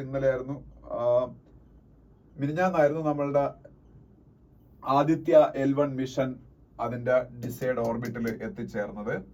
അതിനെക്കുറിച്ചുള്ള ന്യൂസുകൾ നിങ്ങൾക്ക് ഇവിടെ കാണാം. ഞാൻ നേരത്തെ പറഞ്ഞു L1 ലഗ്രാഞ്ച് പോയിന്റ് 1 എന്ന് പറയുന്നത് lies between the sun earth line and is about 1.5 million kilometres from earth. ഞാൻ പറഞ്ഞല്ലോ 15 ലക്ഷം കിലോമീറ്റേഴ്സ് ആണ് എർത്തിൽ നിന്നുള്ള L1ലേക്കുള്ള ദൂരം എന്ന് പറയുന്നത്. അവിടെ തന്നെ വേറെ ന്യൂസ് ആണ്. Distance of L1 from earth is approximately 1% of the earth sun distance. അത്രേ ഉള്ളൂ. 15 ലക്ഷം അകലെയാണെങ്കിൽ പോലും, 15 ലക്ഷം കിലോമീറ്റർ അകലെയാണെങ്കിൽ പോലും എർത്തും സണ്ണും തമ്മിലുള്ള ദൂരത്തിന്റെ വെറും 1% അകലാവുന്നുള്ളൂ. പക്ഷേ സ്റ്റിൽ നമുക്കത് വളരെ കൺവീനിയന്റ് ആണ്. നമുക്ക് സൂര്യന് വിത്തൗട്ട് എനി ഒബ്സ്ട്രക്ഷൻ, ഷാഡോസ് ഇതൊന്നും ഇല്ലാതെ നമുക്ക് അവിടെ നിന്ന് വ്യൂ ചെയ്യാൻ പറ്റും. That is the importance of Lagrange points. Okay, അതിൽ ഏറ്റവും ഭൂമിയുടെ അടുത്ത് നിൽക്കുന്നതാണ് L1 പോയിന്റ് എന്ന് പറയുന്നത്. അപ്പൊ അതിന്റെ എത്തിയതിനെ കുറിച്ചൊക്കെയുള്ള ന്യൂസ് ആണ്. അതാണ് ഫസ്റ്റ് ന്യൂസ്. പിന്നീട് ബംഗ്ലാദേശ് ഇലക്ഷനെ കുറിച്ചുണ്ട്, ഞാൻ ഓൾറെഡി പറഞ്ഞു. പിന്നെ ജല്ലിക്കെട്ടുമായിട്ട് ബന്ധപ്പെട്ട ഒരു ന്യൂസ് കാണാം. തമിഴ്നാട്ടിലെ പൊങ്കൽ ഫെസ്റ്റിവിറ്റീസിന് ഒപ്പമോ അല്ലെങ്കിൽ അതിന് മുമ്പോ ഒക്കെ ആയിട്ട് നടത്തുന്ന ഒരു ബുൾ ടൈമിംഗ് എക്സർസൈസ് ആണ് ജല്ലിക്കെട്ട്. ഇടയ്ക്ക് വെച്ച് സുപ്രീം കോർട്ട് ആനിമൽ ക്രൂവൽറ്റിയുടെ പേരിൽ അത് ബാൻ ചെയ്തതാണ്. പക്ഷെ തമിഴ്നാട്ടിൽ അത് അവിടുത്തെ കൾച്ചറുമായിട്ട് വളരെ ഇന്റർലിങ്ക്ഡ് ആയിട്ട് ഉള്ളതായതുകൊണ്ട് വലിയ പ്രൊട്ടസ്റ്റ് ഉണ്ടാകുകയും തമിഴ്നാട് ഗവൺമെന്റ് ആ സുപ്രീം കോർട്ട് ബാനിനെ ഓവർകം ചെയ്യാൻ വേണ്ടി അവിടെ ലെജിസ്ലേഷൻ ഉണ്ടാക്കുകയും ചെയ്തു. അങ്ങനെയാണ് ഇപ്പോൾ അവിടെ ജല്ലിക്കെട്ട് നടന്നുകൊണ്ടിരിക്കുന്നത്. അപ്പൊ അതുമായിട്ട് ബന്ധപ്പെട്ടൊരു ന്യൂസ് അവിടെ കാണാം. ഓക്കെ, പിന്നീട് ഈ ഞാൻ പറഞ്ഞ ബോയിങ്ങിന്റെ മാക്സ് 737-8 മാക്സ് എയർക്രാഫ്റ്റിനെ കുറിച്ചുള്ള ന്യൂസ് ഇന്നലത്തെ പത്രത്തിലും ഉണ്ട്. അതൊക്കെയാണ് ഫ്രണ്ട് പേജിലെ ന്യൂസുകൾ എന്ന് പറയുന്നത്. ഇനി നമ്മൾ അടുത്ത പേജിലേക്ക് പോകുമ്പോൾ ഗുൽമാർഗിനെ കുറിച്ചൊരു ന്യൂസ് ഉണ്ട്. ഗുൽമാർഗ് എന്ന് പറയുന്ന സ്ഥലം കാശ്മീരിലാണ്. നിങ്ങൾ ഈ കാണുന്ന മിക്കുള്ള ആൾക്കാർക്കും അറിയായിരിക്കും. ആ സ്ഥലത്തിന്റെ പ്രത്യേകത ഈ യൂറോപ്പിലൊക്കെ നടക്കുന്ന ഏറ്റവും പ്രധാനപ്പെട്ട ഒരു മഞ്ഞിൽ നടക്കുന്ന, ഐസിൽ നടക്കുന്ന വിനോദമായ സ്കീയിങ്. ഇന്ത്യയിൽ ഏറ്റവും ഫേമസ് ആയിട്ട് ഈ സ്കീയിങ് സ്പോട്ട് ആണ് ഗുൽമാർഗ് എന്ന് പറയുന്നത്. അപ്പൊ സ്കീയിങ്ങിന് വേണ്ടിയിട്ട് ഒരുപാട് യൂറോപ്യൻസും ഇന്ത്യക്കാരും ഒക്കെ അവിടെ പോകാറുണ്ട്. പക്ഷേ ഇപ്രാവശ്യം സ്കീയിങ് നടത്താൻ പറ്റുന്നില്ല. കാര്യം ഈ സമയത്താണ് നടക്കേണ്ടത്. കാലാവസ്ഥാ വ്യതിയാനം, ക്ലൈമറ്റ് ചേഞ്ച് കൊണ്ട് ഈ പറഞ്ഞ അതിനാവശ്യമായിട്ടുള്ള മഞ്ഞു പാളികളൊന്നും അവിടെ രൂപപ്പെടുന്നില്ല. അതിനെ കുറിച്ചൊരു ന്യൂസ്. അതൊന്നും അറിയണ്ട. ഗുൽമാർഗ് എവിടെയാണെന്നും എന്താണ് അവിടെ ഫേമസ് എന്നും അറിഞ്ഞിരിക്കുക. ഓക്കെ, പിന്നെ DY ചന്ദ്രചൂഡ്, ഇന്ത്യയുടെ ചീഫ് ജസ്റ്റിസിന്റെ ഒരു ഫോട്ടോയും ന്യൂസും ഒക്കെ നമുക്ക് അവിടെ കാണാം. പിന്നീട് പിന്നെ കൂടുതലും പൊളിറ്റിക്കൽ ന്യൂസുകളാണ്, നമുക്ക് ആവശ്യമുള്ള ന്യൂസുകളല്ല. ഓക്കെ, ഇനി അതിനടുത്ത പേജിലേക്ക് പോവാം. അതിനടുത്ത പേജിൽ പോകുമ്പോ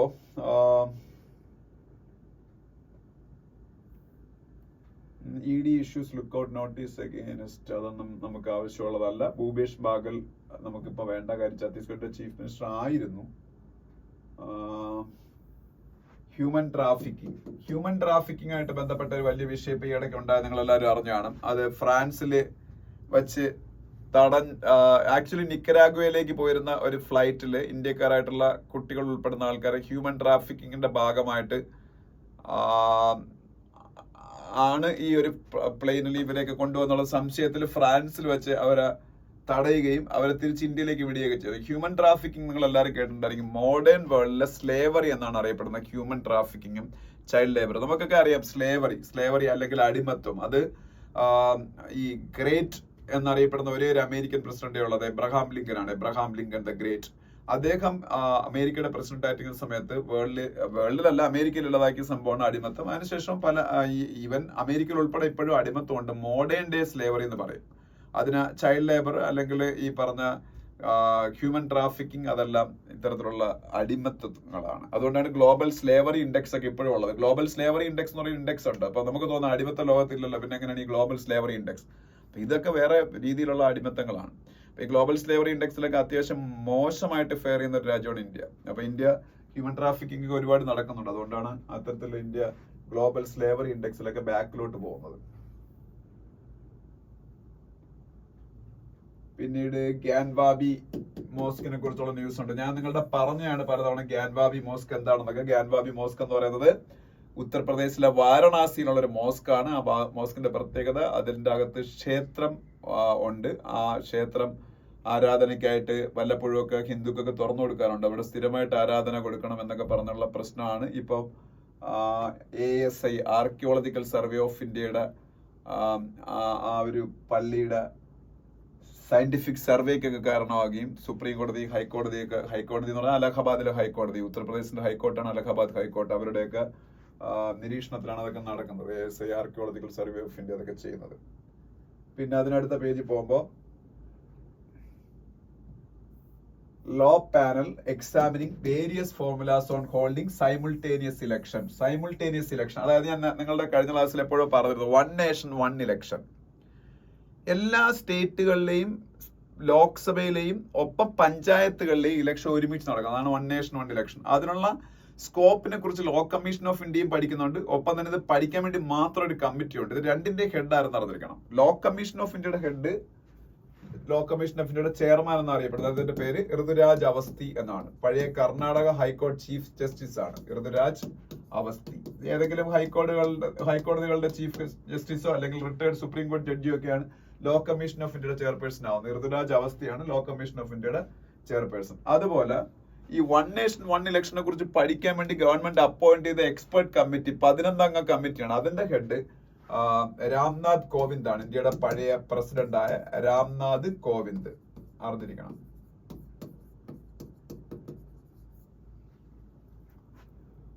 അപ്പൊ അത് രണ്ടും ഒന്ന് അറിഞ്ഞിരിക്കുക. പിന്നീട്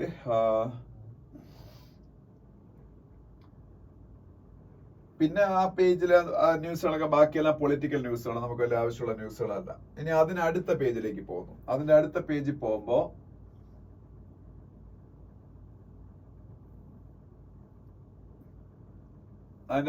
പോകുമ്പോ ഫാർമ പ്രോഡക്ട്സിന്റെ ക്വാളിറ്റി എൻഷുർ ചെയ്യാൻ വേണ്ടിയിട്ട് ക്വാളിറ്റി കൺട്രോള് കൂടുതൽ സ്ട്രിഞ്ചന്റ് ആക്കാൻ ഗവൺമെന്റ് ഓഫ് ഇന്ത്യ തീരുമാനിക്കുകയും അതുമായിട്ട് ബന്ധപ്പെട്ട് നിയമങ്ങളിലൊക്കെ മാറ്റം വരുത്തുകയൊക്കെ ചെയ്തു. അതിനെ കുറിച്ചുള്ള ന്യൂസാണ്. ഫാർമ സെക്ടറിൽ ക്വാളിറ്റി ഇപ്പൊ കൂടുതൽ ഒരു വിഷയമായി മാറാൻ കാരണം ഫാർമ സെക്ടർ, ഇന്ത്യയാണ് ഡെവലപ്പിംഗ് വേൾഡിന്റെ ഫാർമസി എന്നറിയപ്പെടുന്നത്.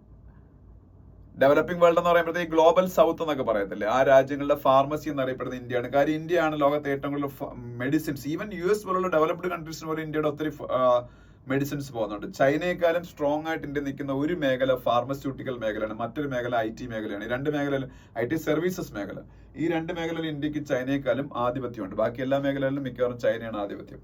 അപ്പൊ ഈ ഫാർമ സെക്ടറിൽ പക്ഷേ ഇടയ്ക്ക് വെച്ച് കുറെ പ്രോബ്ലംസ് ഉണ്ടായി. നമ്മൾ ആഫ്രിക്കൻ രാജ്യങ്ങളായ ഗാംബിയ പോലുള്ള രാജ്യങ്ങൾക്കൊക്കെ മരുന്ന് കൊടുത്തതിൽ കുട്ടികൾക്കുള്ള കഫ് സിറപ്പിലൊക്കെ എന്തൊക്കെ കണ്ടാമിനേഷൻ ഉണ്ടായി, കുട്ടികളുടെ ഡെത്ത് വരെ സംഭവിച്ചെന്ന് WHO അലിഗേഷൻ ഉണ്ട് ഇന്ത്യക്ക് അഗേൻസ്റ്റ് ആയിട്ട്. അത് മാത്രമല്ല വേറെ പല രാജ്യങ്ങളും അത്തരത്തിലുള്ള അലിഗേഷൻസ് ഉന്നയിക്കുകയും WHO അതിനെ ബാക്ക് ചെയ്യുകയും ചെയ്തു. അപ്പൊ അത് ഇന്ത്യയുടെ ഫാർമസ്യൂട്ടിക്കൽ ഇൻഡസ്ട്രിക്ക് നാണക്കേട് വരുത്തും, അല്ലെങ്കിൽ നമ്മളുടെ വിശ്വാസ്യതയെ, നമ്മളുടെ ഇന്ത്യയോടുള്ള ആ ഇൻഡസ്ട്രിയോടുള്ള ട്രസ്റ്റിനെ ബാധിക്കും എന്നുള്ളൊരു സിറ്റുവേഷൻ വന്നു. ഗവൺമെന്റ് അങ്ങനെ കൂടുതൽ ഉണർന്ന് പ്രവർത്തിക്കാൻ തീരുമാനിച്ചു. പിന്നെ ട്രാഫിക്കിംഗ് ആയിട്ട് ബന്ധപ്പെട്ട ന്യൂസ് ഇവിടെയുണ്ട്. ഞാൻ നേരത്തെ പറഞ്ഞുള്ളൂ ഹ്യൂമൻ ട്രാഫിക്കിങ്ങിന്റെ കാര്യം. ഓക്കെ, ഇനി നെക്സ്റ്റ് പേജ് പോകുമ്പോ വേൾഡ് പേജ് ആണ്. വേൾഡ് പേജില് നമ്മൾ നേരത്തെ പറഞ്ഞ കാര്യങ്ങൾ തന്നെയാണ് അവിടെ കൂടുതലും ഉള്ളത്. North Korea south Korea issue ഞാൻ ഓൾറെഡി പറഞ്ഞതാണ്. പിന്നെ ബംഗ്ലാദേശിൽ ഇലക്ഷൻ നടക്കുന്ന കാര്യം നമ്മൾ ഡിസ്കസ് ചെയ്തതാണ്, അതെല്ലാം അവിടെ ഉണ്ട്. ഇസ്രായേലും ഹമാസ് തമ്മിലുള്ള പ്രശ്നത്തിന് പുറമെ ഇസ്രായേൽ ഹിസ്ബുള്ളയും തമ്മിലും അവിടെ ഇവിടെയൊക്കെ പ്രശ്നം നടക്കുന്നുണ്ട്. ലെബനൻ ബേസ് ചെയ്തുള്ള ഇതുപോലെ ഇറാന്റെയൊക്കെ സപ്പോർട്ടുള്ള ഒരു ടെററിസ്റ്റ് ഗ്രൂപ്പാണ്, അല്ലെങ്കിൽ ഒരു മിലിഷ്യ ആണ് ഈ ഹിസ്ബുള്ള. അവരുമായിട്ടും ഇപ്പൊ ഇസ്രായേൽ ഒരു വാർ ഫ്രണ്ട് തുറന്നിരിക്കുകയാണ്. പിന്നെ ഞാൻ പറഞ്ഞ ബോയിങ് വിമാനത്തിന്റെ കാര്യം അവിടെ കാണാം. ഇനി നെക്സ്റ്റ് പേജിൽ പോകുമ്പോ Shah to take stock of generic drug plan. അതെന്താണെന്ന് വെച്ചാൽ അമിത് ഷാ ആണെന്ന് നിങ്ങൾക്ക് മനസ്സിലായി കാണും. ഇന്ത്യയുടെ ഹോം മിനിസ്റ്റർ എന്നുള്ള രീതിയിലല്ല അദ്ദേഹം ഈ ന്യൂസ് വന്നേക്കുന്നത്. ഇന്ത്യയുടെ ഹോം മിനിസ്റ്റർ മാത്രമല്ല അമിത് ഷാ, ഇന്ത്യയുടെ കോഓപ്പറേഷൻ മിനിസ്റ്ററും കൂടിയാണ്, അതായത് സഹകരണ മന്ത്രി. ഇന്ത്യക്ക് സെൻട്രൽ ഗവൺമെന്റിൽ സഹകരണ വകുപ്പ് എന്ന് പറഞ്ഞൊരു വകുപ്പ് ഇത്രയും കാലം ഇല്ലായിരുന്നു, സഹകരണ മന്ത്രിയും ഇല്ലായിരുന്നു. അതുകൊണ്ട് സ്റ്റേറ്റിന്റെ മാത്രം സബ്ജക്റ്റ് ആയിരുന്നു ഈ സഹകരണ വകുപ്പ് എന്ന് പറയുന്നത്. പക്ഷേ റീസെന്റ് ആയിട്ട് മോഡി ഗവൺമെന്റ് ഒരു സഹകരണ വകുപ്പ് മന്ത്രി ഇന്ത്യക്ക് അപ്പോയിന്റ് ചെയ്തു. അങ്ങനെ ഇന്ത്യയുടെ ആദ്യത്തെ കോഓപ്പറേഷൻ മിനിസ്റ്റർ ആണ് അമിത് ഷാ എന്ന് പറയുന്നത്. ഇപ്പൊ ഇത് അദ്ദേഹം ഇങ്ങനെ ഒരു മീറ്റിംഗ് ഒക്കെ ചെയ്യാൻ കാരണം ജനറിക് ഡ്രഗ്സ് എന്ന് പറഞ്ഞാൽ നമുക്ക് എല്ലാവർക്കും അറിയാം. നമുക്കൊരു പനി വന്നാൽ അതിന് ഉള്ള മെഡിസിൻസ് നമ്മൾ പലപ്പോഴും ഡോക്ടേഴ്സ് എഴുതി തരുന്ന ബ്രാൻഡഡ് മെഡിസിൻസ് ആയിരിക്കും വാങ്ങുന്നത്. പക്ഷെ ഈ ബ്രാൻഡഡ് മെഡിസിൻ എന്ന് പറഞ്ഞാൽ ആക്ച്വലി ഒരു കോമ്പൗണ്ട് ആയിരിക്കും. ഈ കോമ്പൗണ്ട് ആണ് ജനറിക് ഡ്രഗ് എന്ന പേരിൽ അറിയപ്പെടുന്നത്. അതായത് അത് ഈ കമ്പനികളുടെ ബ്രാൻഡഡ് മെഡിസിൻസ് ആയിരിക്കും. ഈ ജനറിക് ഡ്രഗ്സിന് ഈ പറഞ്ഞ ബ്രാൻഡഡ് മെഡിസിനെക്കാളും ഭയങ്കര വില കുറവായിരിക്കും. അപ്പൊ അതുകൊണ്ട് തന്നെ 50% മുതൽ 90% വരെ വില കുറച്ച് ജനറിക് ഡ്രഗ്സ് ഗവൺമെന്റ് ഓഫ് ഇന്ത്യയുടെ ഔട്ട്ലെറ്റുകൾ വഴി വിൽക്കാനുള്ള ഒരു പ്ലാൻ ഗവൺമെന്റ് കഴിഞ്ഞ കുറെ വർഷങ്ങളായിട്ട് നടപ്പായിക്കൊണ്ടിരിക്കുകയാണ്. അതിന്റെ പേരാണ് പ്രധാനമന്ത്രി ജൻ ഔഷധി കേന്ദ്രാസ് എന്നറിയപ്പെടുന്നത്. ഈ പ്രധാനമന്ത്രി ജൻ ഔഷധി കേന്ദ്രാസ് ഇനിയും തൗസൻഡ്സ് ഓഫ് എണ്ണം ഇന്ത്യയിൽ തുറക്കാൻ പോവുകയാണ്.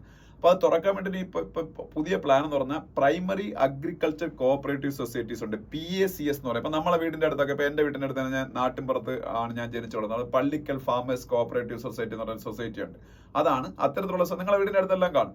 ഇതാണ് PACS എന്ന് അറിയപ്പെടുന്നത്, പ്രൈമറി അഗ്രികൾച്ചർ കോഓപ്പറേറ്റീവ് സൊസൈറ്റീസ്. ഈ സൊസൈറ്റീസ് വഴി, പ്രൈമറി അഗ്രികൾച്ചർ ക്രെഡിറ്റ് സൊസൈറ്റീസ് വഴി ഇനി തൊട്ട് ജൻ ഔഷധി കേന്ദ്രാസ് ആക്കാൻ പോയ. അപ്പൊ ഈ ജനറിക് ഡ്രഗ്സ് ഒക്കെ അവർക്ക് അതുവഴി വിൽക്കാനുള്ള ലൈസൻസ് ഗവൺമെന്റ് കൊടുക്കാൻ പോയ. നല്ല കാര്യമാണ്. കാര്യം മിക്കവാറും എല്ലാ വില്ലേജസിലും ഈ സാധനം ഉണ്ട്. അപ്പം ജൻ ഔഷധി കേന്ദ്രാസ് പ്രത്യേകിച്ച് അവിടെ പുതുതായിട്ട് ഓപ്പൺ ചെയ്യേണ്ട ആവശ്യം വരില്ല, അതുവഴി തന്നെ ചെയ്യാൻ പറ്റും. പ്രധാനമന്ത്രി ഭാരതീയ ജൻ ഔഷധി കേന്ദ്രാസ്, ഉദ്ദേശം മനസ്സിലായല്ലോ? ഇതാണ് ഉദ്ദേശം. ജനറിക് ഡ്രഗ്സുകൾ 50% മുതൽ 90% വരെ വില കുറച്ച് ഇന്ത്യയിലെ പാവങ്ങളിലേക്ക് എത്തിക്കുക. പാവങ്ങളിലേക്കല്ല, എല്ലാവരെയും കിട്ടും. അവിടെ ക്യാഷ് ഉള്ളവർക്ക് അവിടെ പോയി വാങ്ങാം. NCDC national cooperative development corporation national cooperative development corporation ആണ് NCDC അറിഞ്ഞിരിക്കുക. പിന്നെ AIF എന്താണെന്ന് അറിഞ്ഞിരിക്കുക, alternative investment funds. AIF stock മാർക്കറ്റിലുള്ള ഒരു ഓപ്ഷൻ ആണ് AIF എന്ന് പറഞ്ഞ ഓൾട്ടർനേറ്റീവ് ഇൻവെസ്റ്റ്മെന്റ് ഫണ്ട്സ്. അതുപോലെ Goyal remains optimistic about $2 trillion export target എന്നൊരു ന്യൂസ് കാണാം. അത് അറിഞ്ഞിരിക്കണം ആ ഒരു പോയിന്റ്. ഇന്ത്യ 2030 കൂടി അച്ചീവ് ചെയ്യാൻ ആഗ്രഹിക്കുന്ന എക്സ്പോർട്ട് ടാർഗറ്റ് ആണ് $2 trillion എന്ന് പറയുന്നത്. ഇപ്പൊ ഇന്ത്യ ഏതാണ്ട് $800 billion ആണ് ഇപ്പോഴത്തെ ഇന്ത്യയുടെ എക്സ്പോർട്ട് എന്ന് പറയുന്നത്. 800 ബില്യൺ, സോഫ്റ്റ്വെയറും എല്ലാം കൂടി ചേർത്ത് ഏതാണ്ട് $800 billion. അത് $1000 billion ആകുമ്പോഴാണ് $1 trillion ആവുന്നത്. അപ്പൊ നമ്മളുടെ ലക്ഷ്യം 2030, ഇനി ലെസ് ദാൻ 6 years ഉള്ളൂ. അതിനകത്ത് വെച്ച് ഇന്ത്യയുടെ എക്സ്പോർട്ട് ടാർഗറ്റ് $2 trillion ആണ്. ഇപ്പൊ നിലവിൽ 1 trillion പോലും ഇല്ല, ഏതാണ്ട് 1 trillion അടുത്ത് എത്തി നമ്മള്. But it's a tall order, but it can be achievable എന്നാണ് നമ്മളുടെ കൊമേഴ്സ് മിനിസ്റ്റർ പറയുന്നത്. To achieve an export of $2 trillion by the year of 2030. അപ്പം അത് പഠിച്ചു വെച്ചേക്കണം. ഇന്ത്യയുടെ എക്സ്പോർട്ട് ടാർഗറ്റ് 2030. പിന്നീട് ഇവിടെ ഇല്ല. പിന്നെ നമുക്ക് പറയാനുള്ള ഒരു കാര്യം കൂടെ അവിടെ ഉള്ളൂ. സോവറിൻ ഗോൾഡ് ബോണ്ട്സ് എന്താണെന്ന് ജസ്റ്റ് ഒന്ന് പറഞ്ഞേക്കാം. അതായത് ന്യൂസ് പേപ്പറിൽ വലിയ ന്യൂസ് അല്ല, ബിസിനസ് പേജിൽ ഒരു ന്യൂസ് ആയിട്ട് കൊടുത്തിട്ടുണ്ട്. സോവറിൻ ഗോൾഡ് ബോണ്ട്സ് എന്നാണ് ഇവിടെ കൊടുത്തിട്ടുണ്ട്. എന്താണ് സോവറിൻ ഗോൾഡ് ബോണ്ട്സ്? ഷോർട്ട് ഫോമിൽ SGB എന്ന് പറയും. SGB, sovereign gold bonds. Government of India കുറച്ച് വർഷങ്ങൾക്ക് മുമ്പ് നരേന്ദ്രമോദി ഗവൺമെന്റ് തന്നെ കൊണ്ടുവന്ന ഒരു സ്കീമാണ് സോവറിൻ ഗോൾഡ് ബോണ്ട്. നമുക്ക് സ്വർണം വാങ്ങാൻ താല്പര്യമുണ്ട്. ഇപ്പൊ എനിക്കൊരു 100 പവൻ സ്വർണം വാങ്ങാൻ താല്പര്യമുണ്ട്. സ്വർണം വാങ്ങേണ്ട ആവശ്യമില്ല, നഷ്ടമാണ്. 2 രീതിയിൽ നഷ്ടമാണ്. ഒന്നെന്ന് പറയുന്നത്, നമ്മൾ സ്വർണം വാങ്ങുമ്പോൾ ആഭരണങ്ങളായിട്ടാണ് വാങ്ങുന്നതെന്നുണ്ടെങ്കിൽ നമ്മൾക്ക് പണിക്കൂലി അങ്ങനെയുള്ള സംഭവങ്ങൾ കൊടുക്കണം. രണ്ടാമതായിട്ട് ഫിസിക്കൽ ഫോം ഓഫ് ഗോൾഡ് നമുക്ക് വീട്ടിൽ സൂക്ഷിക്കാൻ പറ്റാത്തതുകൊണ്ട് നമുക്ക് ബാങ്കുകളിൽ കൊണ്ടുപോയി ലോക്കേഴ്സിൽ സൂക്ഷിക്കുമ്പോൾ ലോക്കർ ചാർജും കൊടുക്കണം. പക്ഷേ ഇതിനെല്ലാത്തിനും പകരം നമ്മൾ ഒരു കാര്യം, ഇപ്പൊ നമ്മൾ 100 പവൻ സ്വർണം വാങ്ങുമ്പോൾ ഇന്നത്തെ വിലയിൽ സപ്പോസ് 50 ലക്ഷം രൂപയാണ് നമ്മൾ ചെലവാക്കേണ്ടതെങ്കിൽ മിനിമം ഒരു 5 ലക്ഷം തൊട്ട് അതിൽ കൂടുതൽ ചിലപ്പോൾ നമുക്ക് പണിക്കൂലിയായിട്ട് മറ്റു കാര്യങ്ങളായിട്ട് കൊടുക്കേണ്ടി വരും. പക്ഷെ സോവറിൻ ഗോൾഡ് ബോണ്ട് ആണെന്നുണ്ടെങ്കിൽ സ്വർണം വാങ്ങുന്നതിന് തുല്യമാണ്. ഇന്നത്തെ സ്വർണത്തിന്റെ വിലയിൽ നമുക്ക് ബോണ്ടുകൾ കിട്ടും. ഗവൺമെന്റ് ഓഫ് ഇന്ത്യയുടെ ബോണ്ടാണ്, അതുകൊണ്ട് 100% വിശ്വാസയോഗ്യമാണ്. 1 രൂപ പോലും പണിക്കൂലി ഒന്നുമില്ല. 100 പവൻ സ്വർണത്തിന് എത്രയാവും അത്രയും പൈസ കൊടുത്താൽ മതി. ഇത് നമ്മൾ ഇലക്ട്രോണിക് ഫോമിലായിരിക്കും സൂക്ഷിക്കുന്നത്. അതുകൊണ്ട് നമ്മൾ ലോക്കറിൽ സൂക്ഷിക്കേണ്ട ആവശ്യമില്ല. 5 വർഷം ലോക്ക് ഇൻ പീരീഡ് ഉണ്ടെന്നുള്ളത് മാത്രമാണ് ഇതിന്റെ ഒരു പ്രശ്നം എന്ന് പറയുന്നത്. സാധാരണ നമ്മൾ സ്വർണം മേടിച്ചാൽ നമുക്ക് എപ്പോൾ വേണമെങ്കിലും വിൽക്കാം. പക്ഷെ ഇതൊരു 5 years കഴിഞ്ഞാലേ നമുക്കത് വിൽക്കാൻ പറ്റുള്ളൂ. അപ്പം അങ്ങനെ ഒരു പ്രശ്നമേ ഉള്ളൂ. പക്ഷെ വേറൊരു ഗുണമുണ്ട്. ഇത് സ്വർണം മേടിച്ച് കൈ വെച്ചിരുന്ന സ്വർണത്തിന്റെ വില കൂടുന്നത് മാത്രമാണ് നമുക്കതൊരു ലാഭം. പക്ഷെ ഇതിൽ സ്വർണത്തിന്റെ വില കൂടുന്ന, നമ്മൾ വിൽക്കുന്ന സമയത്ത് സ്വർണത്തിന്റെ വില എത്രയാണോ അത് തന്നെ നമുക്ക് കിട്ടും, സ്വർണം മേടിക്കുന്നത് പോലെ, സ്വർണം വിൽക്കുന്നത് പോലെ. പക്ഷെ ഒപ്പം തന്നെ നമുക്ക് 3 മാസം കൂടുമ്പോൾ ചെറിയൊരു ഇൻട്രസ്റ്റും കിട്ടും. കാര്യം ഇത് ബോണ്ടാണ്. ബോണ്ടുകൾക്ക് കിട്ടുന്ന വരുമാനമാണ് ഇൻട്രസ്റ്റും. അപ്പൊ ഇൻട്രസ്റ്റും കിട്ടും. അപ്പൊ പല ഗുണങ്ങളാണ്. നമുക്ക് സ്വർണം വാങ്ങുന്ന പണിക്കൂലിയില്ല, ലോക്കറി കൊണ്ട് സൂക്ഷിക്കുന്ന പിന്നീട് ബാങ്ക് കൊടുക്കേണ്ട ചാർജ് ഇല്ല. ഒപ്പം നമുക്ക് എപ്പോൾ വിറ്റാലും സ്വർണത്തിന്റെ പൈസ കിട്ടും. പക്ഷെ 5 വർഷം കഴിഞ്ഞാൽ വിൽക്കാൻ പറ്റും എന്നൊരു പ്രോബ്ലം ഉണ്ട്. പക്ഷെ നമുക്ക് ഇൻട്രസ്റ്റ് കിട്ടും. സ്വർണം വീട്ടിൽ സൂക്ഷിച്ചിരുന്ന ഇൻട്രസ്റ്റ് കിട്ടോ ഇല്ല. പിന്നെ ഗവൺമെന്റിന് ഇതുകൊണ്ട് വലിയൊരു ഗുണമുണ്ട്. ഗവൺമെന്റിന് നമ്മളിൽ നിന്ന് കുറെ പൈസ അവരുടെ കയ്യിൽ കിട്ടും. രണ്ടാമതായിട്ട് വലിയൊരു ഗുണമുള്ളതെന്ന് വെച്ചാൽ നമ്മൾ ഏറ്റവും കൂടുതൽ ഇറക്കുമതി ചെയ്യുന്നത് പെട്രോളിയം കഴിഞ്ഞാൽ സ്വർണ്ണമാണ്. അപ്പൊ നമ്മളുടെ ഇറക്കുമതി ചെയ്യുമ്പോൾ നമ്മൾ വെളിയിലേക്ക് ഡോളറും മറ്റ് വിദേശ നാണയങ്ങളും കൊടുക്കേണ്ടതായിട്ട് വരും. അങ്ങനെ വിദേശ നാണയം നമ്മളെ കയ്യിൽ നിന്ന് പോകുമ്പോൾ നമുക്ക് ഉണ്ടാവുന്ന അവസ്ഥയാണ് CAD എന്ന് പറയുന്നത്, current account deficit. Current account deficit കൂടിയാൽ നമ്മളുടെ രൂപയുടെ വാല്യൂ ഡോളറിന് അഗേൻസ്റ്റ് ആയിട്ട് കുറയാൻ സാധ്യതയുണ്ട്. കറണ്ട് അക്കൗണ്ട് ഡെഫിസിറ്റ് കൂടിയാൽ. അപ്പൊ നമുക്ക് കറണ്ട് അക്കൗണ്ട് ഡെഫിസിറ്റ് കുറയ്ക്കണം. കറണ്ട് അക്കൗണ്ട് ഡെഫിസിറ്റ് കുറയ്ക്കാൻ വേണ്ടി നമ്മൾ ഏറ്റവും കൂടുതൽ ഇമ്പോർട്ട് ചെയ്യുന്ന പെട്രോളിയത്തിന്റെ ഇറക്കുമതി കുറയ്ക്കാൻ പറ്റുമോ? ഇല്ല. പെട്രോളിയം നമുക്ക് എപ്പോഴും ഉണ്ടെങ്കിലേ പറ്റൂ. പക്ഷെ സ്വർണ്ണത്തിന്റെ ഇറക്കുമതി വേണമെങ്കിൽ കുറയ്ക്കാം. പക്ഷെ സ്വർണ്ണത്തിന്റെ ഇറക്കുമതി അങ്ങനെ കൃത്രിമമായിട്ട് സ്വർണ്ണത്തിന്റെ ഇറക്കുമതി കുറയ്ക്കുന്നേക്കാളും ഇങ്ങനെ കുറയ്ക്കുന്ന കുറച്ചുകൂടെ ഹെൽത്തി അല്ലെങ്കിൽ കുറച്ചുകൂടെ ഗുഡ് ഫോം ഓഫ് എക്കണോമിക്സ് ആയിരിക്കും. നമ്മളെല്ലാവരും സ്വർണ്ണം മേടിക്കുന്നതിന് വരെ ഈ ബോണ്ടിലേക്ക് മാറി. അതല്ലേ ഏറ്റവും നല്ലത് സത്യത്തിൽ. അങ്ങനെ മാറിക്കഴിഞ്ഞാൽ പിന്നെ സ്വർണ്ണം നമ്മൾ ഇറക്കുമതി ചെയ്യേണ്ട ആവശ്യം വരുമോ? അപ്പൊ നമ്മളെ ഇറക്കുമതി ചെലവ് കുറയൂലേ? അപ്പൊ നമ്മളെ കറണ്ട് അക്കൗണ്ട് ഡെഫിസിറ്റ് കുറയൂലേ? ഇതൊക്കെ മുന്നിൽ കണ്ടാണ് ഗവൺമെന്റ് അങ്ങനെ ചെയ്തത്. അപ്പൊ എന്തായാലും അറിഞ്ഞിരിക്കുക സോവറിൻ ഗോൾഡ് ബോണ്ട് എന്താണ്. അപ്പോ സോവറിൻ ഗോൾഡ് ബോണ്ട് എന്താണ് നിങ്ങൾ മനസ്സിലാക്കുക. അപ്പൊ ഇതുപോലുള്ള കുറെ ഇൻവെസ്റ്റ്മെന്റ് റിലേറ്റഡ് ആയിട്ടുള്ള ഇൻസ്ട്രുമെന്റ്സ് നമുക്കുണ്ട്. ഇത് മനസ്സിലാക്കുന്നില്ല നമ്മൾ കോമൺ മാൻ എന്നുള്ളിടത്താണ് പ്രശ്നം. അതുകൊണ്ടാണ് നമ്മൾ ഇപ്പോഴും സ്വർണ്ണക്കടയിൽ പോയി സ്വർണം വാങ്ങുന്നതും നമ്മൾ സ്വർണം കൈ സൂക്ഷിക്കുന്നതൊക്കെ. നമുക്ക് അതുവഴി വലിയ സാമ്പത്തിക നഷ്ടം ആണ് ഉണ്ടാവുന്നത്. അത് നമ്മൾ മനസ്സിലാക്കുന്നില്ല എന്നുള്ളൊരു പ്രശ്നം മാത്രമാണ് ഉള്ളത്. അപ്പൊ എന്തായാലും ഇത്ര ആയപ്പോഴത്തേക്ക് നമ്മളുടെ അത്യാവശ്യം വേണ്ട ഹിന്ദുവിലെ ബേസിക് ലെവലിലുള്ള കാര്യങ്ങളൊക്കെ ഇന്നത്തെ ഞാൻ ഡിസ്കസ് ചെയ്ത് കഴിഞ്ഞു. ഇപ്പൊ നമുക്ക് പെൻഡിങ് ന്യൂസ് പേപ്പേഴ്സ് ഒന്നും ഇല്ല. അപ്പൊ വീഡിയോ കണ്ട് ഇഷ്ടപ്പെടുന്നവര് ലൈക്ക് ചെയ്യുക, അതുപോലെ വീഡിയോ താഴെ കമന്റ് ചെയ്യുക, ഇഷ്ടപ്പെടുന്നവർ ഷെയർ ചെയ്യുക, ചാനൽ സബ്സ്ക്രൈബ് ചെയ്യുക. Thank you for watching the video.